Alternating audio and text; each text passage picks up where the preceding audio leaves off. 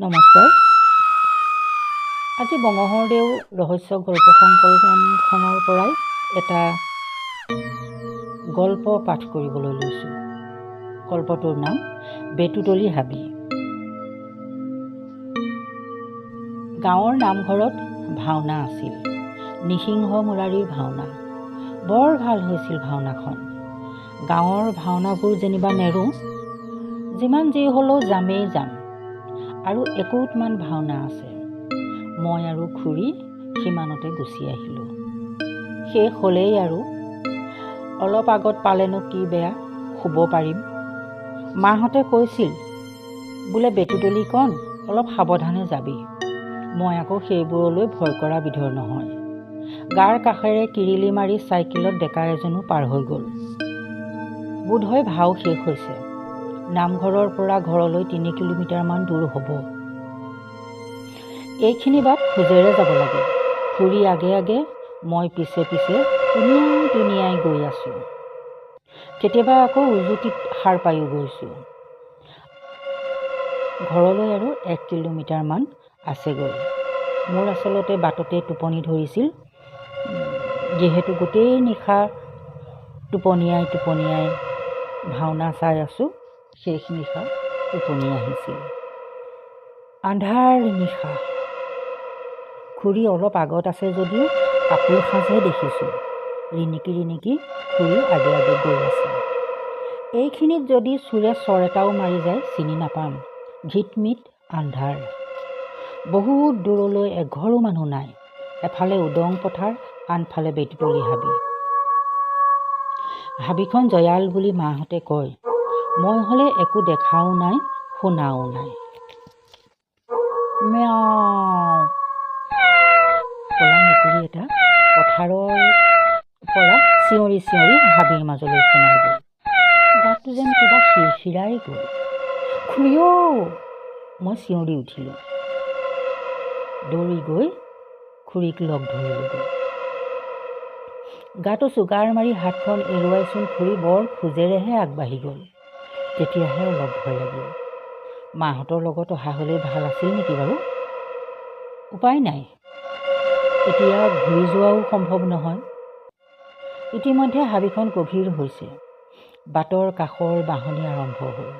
মাহঁতে কয় বোলে বেতুতলি হাবিত বাঁহ পেলাই বাট ভেটি ধৰে। আজিও তেনে কিবা হ'ব নেকি বাৰু? বৰ ভয় লাগিছে মোৰ। নাই, একো নহয়। মনত সাহস বান্ধি ল'লোঁ। মনতে হনুমান চালিচা উচ্চাৰণ কৰি গ'লোঁ। জয় হনুমান গুণ জ্ঞান সাগৰ। হঠাৎ নেৰেককৈ এডাল বাঁহ মোৰ সন্মুখত হাউলি পৰিল। বৰ দীঘল বাঁহ। বাটটোৰ ইমূৰ সিমূৰ ভেটি ধৰিলে। কি কৰোঁ এতিয়া? কলৈ যাওঁ? পিছলৈ চালোঁ, কোনো নাই। বহু দূৰলৈ খালী। ইফালে আন্ধাৰ। হাতত টৰ্চ এটাও নাই। জানো খুৰীয়ে কি ভাবিলে নাজানো। পাৰ হৈ যাওঁ বুলি বাঁহডালৰ দুপাৰে দুটা ভৰি দিওঁতেই চাওঁতকৈ বাঁহডাল পোন হৈ গ'ল। আৰু খুৰী বাঁহৰ লগৰ ওপৰত। আৰু খুৰী বাঁহডালৰ ওপৰত উঠি পৰিল। দুহাতেৰে বাঁহডাল সাবটি ধৰি খুৰী বাঁহগছৰ আগত বহি আছে। তলৰ পৰা পাৰে মানে মই কান্দিছোঁ, শুনোতা হ'লে কোনো নাই। খুৰীটি, তোৰ কি হ'ব এতিয়া? কেনেকৈ নামিবি? খুৰীয়ে ওপৰৰ পৰা দাঁত জোকানি কটাই মোলৈ চাই হাঁহিত ফাটি পৰিল।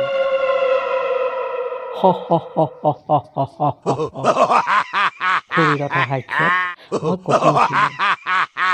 চুলিখিনি মেল খাই গ'ল। জিভাখন এবেগেত দীঘল কৰি ক'লে, মোৰ লগলৈ আহ। মই যে নাযাওঁ দেই খুৰী, তই তাত হাৱা খা।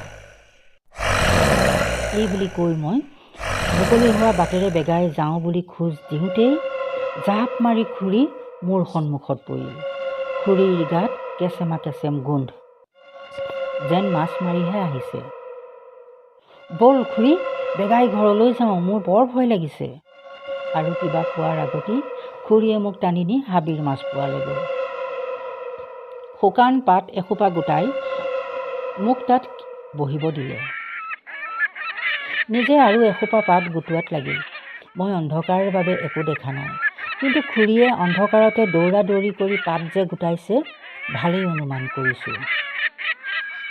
হে ভগৱান, উদ্ধাৰ কৰা। মোৰ সৰু সৰু ধাতু ইতিমধ্যে বাহিৰ হৈ গৈছিলেই।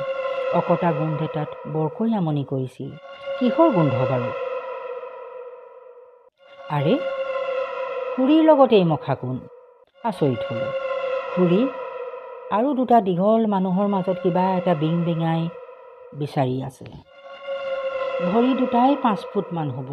ক'লা সৰ্বশৰীৰ অন্ধকাৰত তিৰবিৰাই উঠিছে। মূৰ তুলি ওপৰলৈ চালোঁ। জেংখৰিৰ হাত দুটা কান্ধত ওলমি আছে। হুনো ওলোৱা গালত ৰঙা ৰঙা চকু দুটা। মোলৈ অদ্ভুত ধৰণেৰে চাই এটাই অপহাস্য কৰি উঠিল। হাবিখন ৰজন জনাই গ'ল। ভয়তে মই চকু মুদি দিলোঁ। ভৰিত ধৰি মোক যেন কোনোবাই টানি নিছে। পিঠিত বৰ দুখ পাইছোঁ। চকু মেলিবলৈ মোৰ সাহসেই নহ'ল। অস্ফুট স্বৰে মাতিছোঁ, খুৰী, খুৰী, আৰু মোৰ মনত নাই। যেতিয়া সম্বিত ঘূৰাই আহিল, মই ঘৰৰ বিচনাত। মায়ে কান্দি আছে। খুৰী জুপুকা মাৰি ভৰি পঠানত বহি মোলৈ চাই আছে। খুৰী, মই অলপ টান মাতেৰে মাতিলোঁ। তই অকলে অকলে ভাওনা ঘৰৰ পৰা কিয় গুচি আহিছিলি মাতো? খুৰীৰ প্ৰশ্নত মই আচৰিত হ'লোঁ। খুৰীয়ে কয় কি? কিয় মিছা মাতে? থেৰগেৰিকৈ মই ক'লোঁ, নাই, মইতো খুৰী। খুৰী? সেহাই সেহাই মোৰ কথা শেষ নহওঁতেই মায়ে ক'লে, তোৰ গুৰুজন ভাল আছিল বুলিহে, নহ'লে বেতুতলিৰ অপদেৱতাই। কি? অঁ, তোক ভাওনা ঘৰত নেদেখি লৰালৰিকৈ মই আৰু খুৰীয়ে আহি পাওঁ। তেতিয়া তই বেতুতলি হাবিৰ মাজত। কিমান বিচাৰি বিচাৰি তোক উলিয়াইছোঁ। মই খুৰী ফালে এবাৰ আৰু মা ফালে এবাৰ চাই কি ক'ম ভাবি নেপালোঁ। তেনে মই ৰাতি কাৰ লগত আহিলোঁ? হে ভগৱান।